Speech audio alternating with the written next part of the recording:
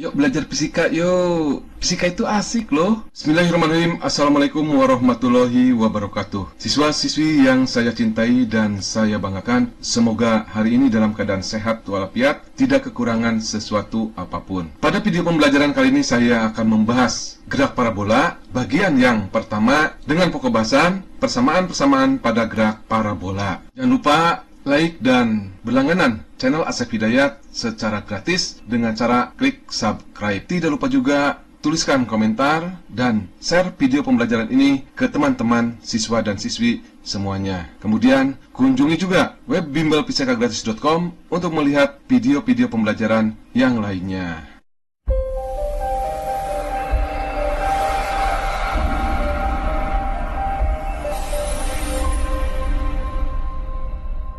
Gerak parabola. Menurut Galileo, gerak parabola itu dapat dipandang sebagai hasil perpaduan gerak lurus beraturan atau GLB pada sumbu horizontal atau sumbu X dan gerak lurus berubah beraturan atau GLBB pada sumbu vertikal atau sumbu Y. Nah, dari pernyataan Galileo ini, kemudian gerak parabola itu didefinisikan, yaitu gerak parabola adalah gerak hasil perpaduan antara gerak horizontal, di mana pada gerak horizontal ini benda bergerak GLB, dan gerak vertikal.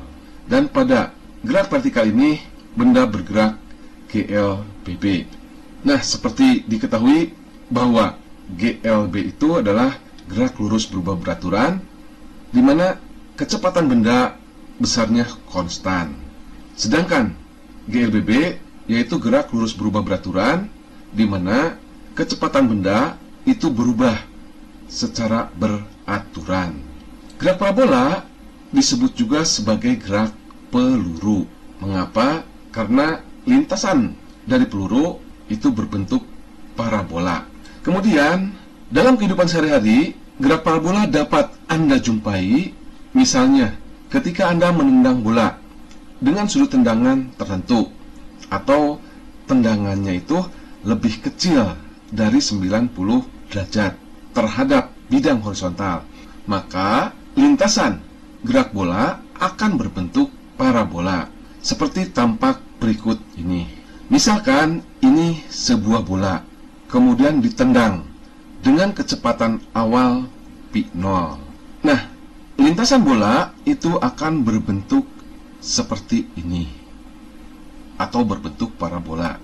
Nah, gerak parabola ini terdiri dari gerak horizontal sini atau searah sumbu X dan gerak vertikal, sehingga ada kecepatan awal untuk gerak horizontal dan ada kecepatan awal untuk gerak vertikal.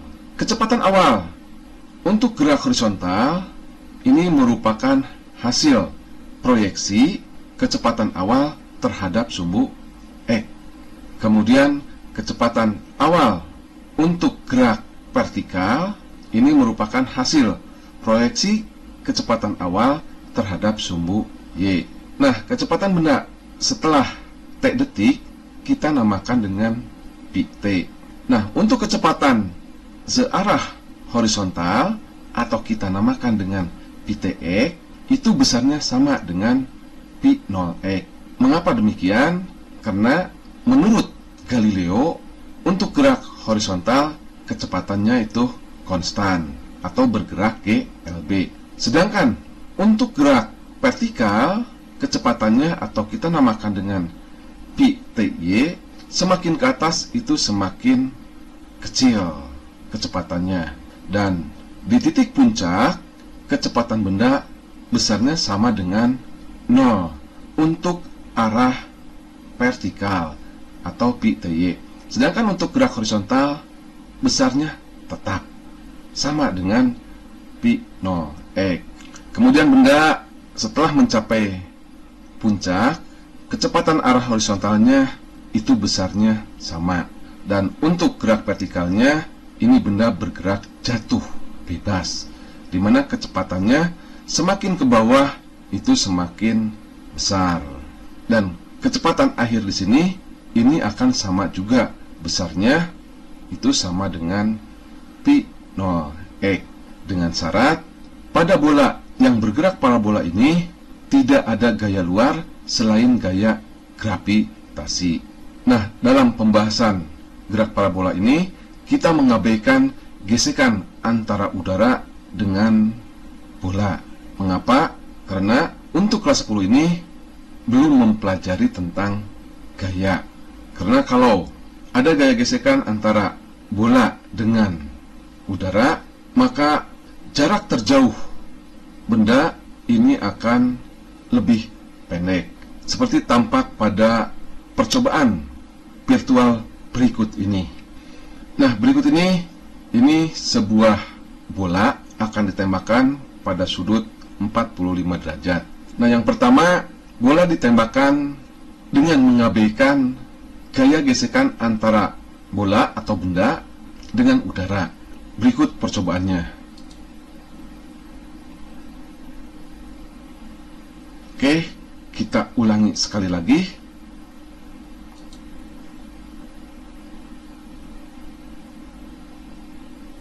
Nah, sekarang kita coba.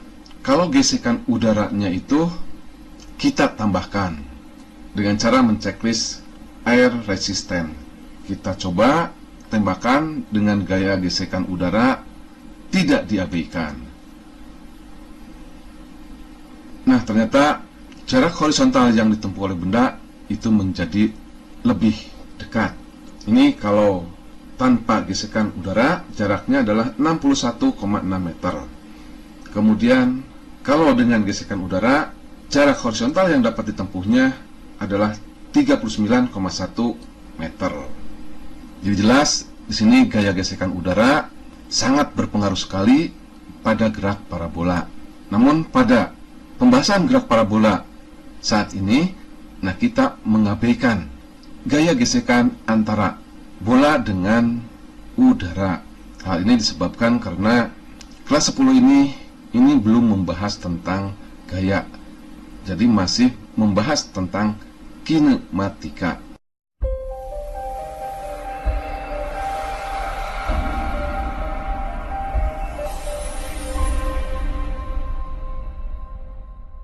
Persamaan pada gerak parabola.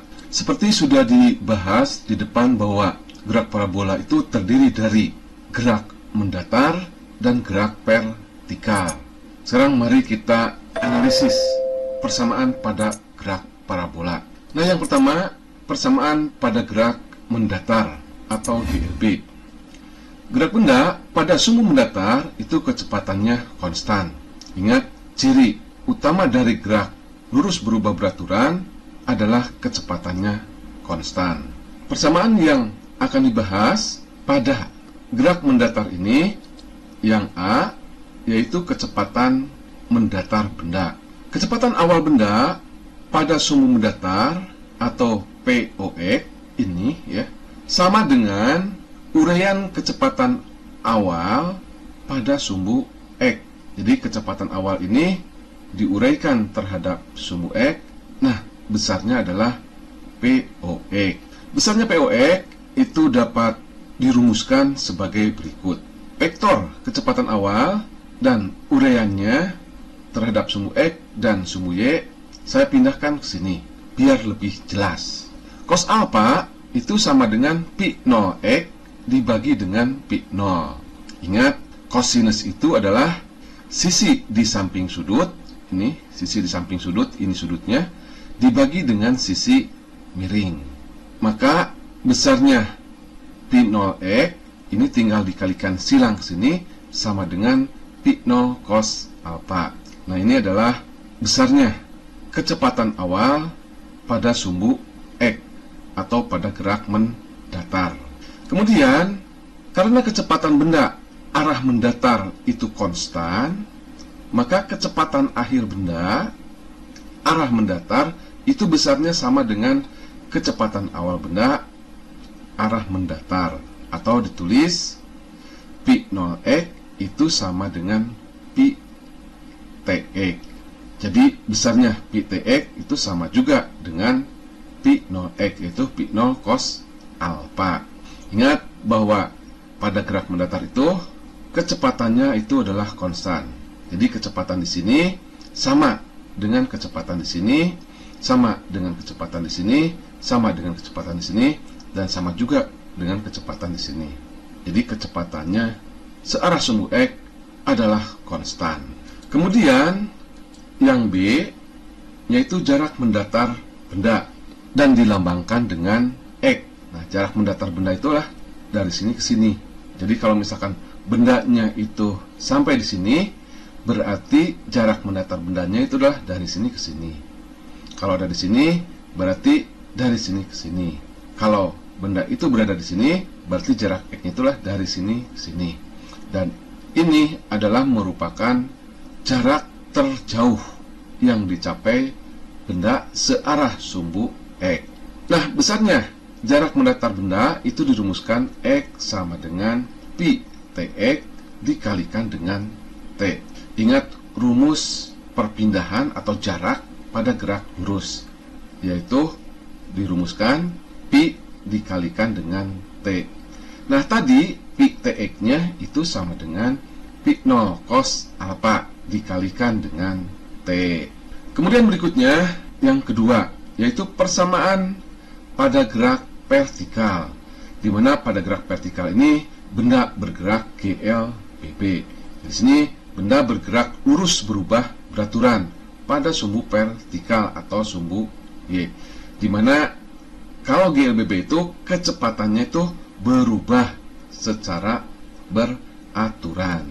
Ingat, kalau benda itu bergerak vertikal ke atas, makin ke atas kecepatannya itu semakin berkurang. Dan di titik sini kecepatannya itu sama dengan 0. Kemudian setelah mencapai titik puncak atau di sini Y maksimum, maka benda tersebut itu akan jatuh bebas, di mana benda tersebut makin ke bawah kecepatannya itu akan semakin besar. Oke, kita bahas bagian A, yaitu kecepatan vertikal benda. Kecepatan awal benda pada sumbu vertikal itu dilambangkan dengan pi 0y sama dengan hasil uraian kecepatan awal ini ya terhadap sumbu y. Kemudian vektor kecepatan awal ini bersama uraiannya saya pindahkan ke sini. Maka sin alfa itu sama dengan pi 0y per pi 0. Ingat, sin alfa itu adalah sisi di depan sudut, ini sisi di depan sudut, ini sudutnya, dibagi dengan sisi miring. Nah, sisi di depan sudutnya ini sama dengan pi 0y, dan sisi miringnya sama dengan pi 0. Jadi, sin alfa itu sama dengan pi 0y per pi 0. Kemudian pi 0-nya dikalikan silang ke sini, maka besarnya pi 0y sama dengan pi 0 sin alfa. Nah, ini adalah rumus kecepatan awal searah sumbu Y. Kemudian, kecepatan akhir benda arah vertikal. Nah, ini menggunakan rumus gerak vertikal ke atas yang dirumuskan pi Ty sama dengan pi 0y min Gt. Nah, pi 0y-nya itu sama dengan pi 0 sin alfa. Jadi, pi Ty sama dengan pi 0 sin alfa min Gt. Nah, ini besarnya kecepatan akhir searah sumbu Y, di mana kecepatannya pasti lebih kecil dari pi 0y. Karena benda yang bergerak vertikal ke atas, semakin ke atas kecepatannya itu semakin berkurang. Dan ini pengurangannya, yaitu min Gt. Kalian ingat juga pada rumus GLBB diperlambat. Atau bisa juga menggunakan rumus pi Ty kuadrat sama dengan pi 0y kuadrat min 2GH. Ini juga merupakan rumus GLBB diperlambat. Nah, pi 0y-nya itu sama dengan pi 0 sin alfa karena dikuadratkan sehingga menjadi pi 0 kuadrat sin kuadrat alfa min 2GH. Kemudian berikutnya yang B, jarak vertikal benda atau dilambangkan dengan Y. Nah, kita harus ingat di sini rumus untuk menghitung besarnya jarak pada GLBB diperlambat. Yang dirumuskan Y sama dengan pi 0Y kali T min setengah GT dikuadratkan. Nah, pi 0Y nya sama dengan pi 0 sin alfa dikalikan dengan T min setengah GT dikuadratkan. Nah, Y itu mana kalau dalam gambar ini? Nah, ini adalah Y pada saat benda berada di titik ini. Kemudian ini pada saat benda di titik paling puncak parabola. Nah, kalau bendanya di sini, Y-nya itulah dari sini ke sini.